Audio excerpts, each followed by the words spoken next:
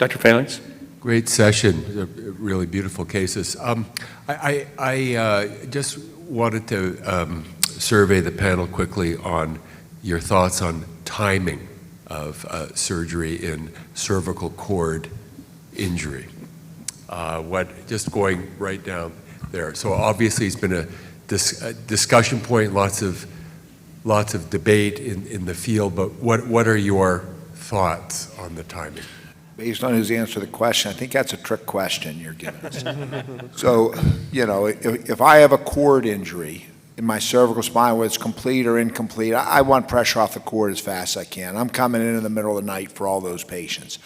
If I have jump facets and I can do a traction reduction and my MRI shows that the canal's open, I can delay the stabilization till the next morning, because used to be I had good teams in the middle of the night. I do not now, so I'd rather not. But if for me, incomplete cord injuries at the cervical level or complete, I'm coming in the middle of the night. John? I'm definitely in the camp of early surgery, and early surgery isn't 24 hours or 48 hours. It's as soon as we can get the operating room arranged. I think there's a debate later in this meeting too on ultra acute versus acute, and I would be in the ultra acute, the less than 6 hours. I'm coming in and doing them quickly. Yeah, absolutely, as soon as possible. I mean, you know, I'm a big believer in traction, so I mean, as soon as you can get them reduced, get them decompressed, get them to the OR.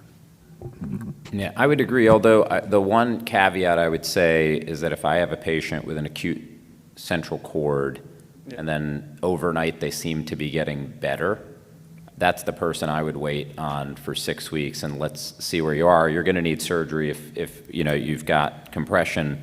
That's the person I would sort of let cool off. So it's just scenario dependent. Yeah, I think that's reasonable. I'll be interested to look at the debate this afternoon on central cords. I was just interested because, you know, we've come out recently with these guidelines, but it's ruffled some feathers, and there's going to be some letters to the editor back and forth, et cetera, et cetera. And, you know, just to be clear, I think one of the biggest challenges that we have in terms of timing and decision-making is now dealing with older patients and geriatric patients with cord injury and medical issues. And although I'm a big proponent of you know, very early surgery, I agree that, you know, 24 hours is not, you know, it's a continuum, it's not anything magic. But I also think that it's very reasonable in those patients to defer.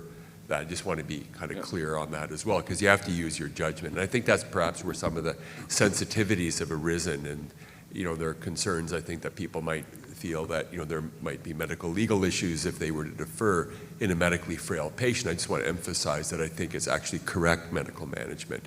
You know, you still need to use your judgment. Yeah, I mean, I think that there's a distinction to be made with patients that have partial cord injury and persisting compression of the spinal cord, like retropulsion of bone from a fracture, rather than a central cord situation where the cord may not be significantly compressed before the fall, and they're not significantly compressed after the fall, but they hyperextended and, you know, buckled in their ligament and transiently injured their cord. I think that there is less urgency to get it to the OR immediately in that patient. In those patients, the amount of pressure on the cord is the same pre-injury and post. And so for me, I feel like I can let it cool off. If I get a central cord injury and there's a little disc, or I think something additional is compressing the cord more than it was before their injury, which may be not a true central cord, that patient I'm going to do more urgently.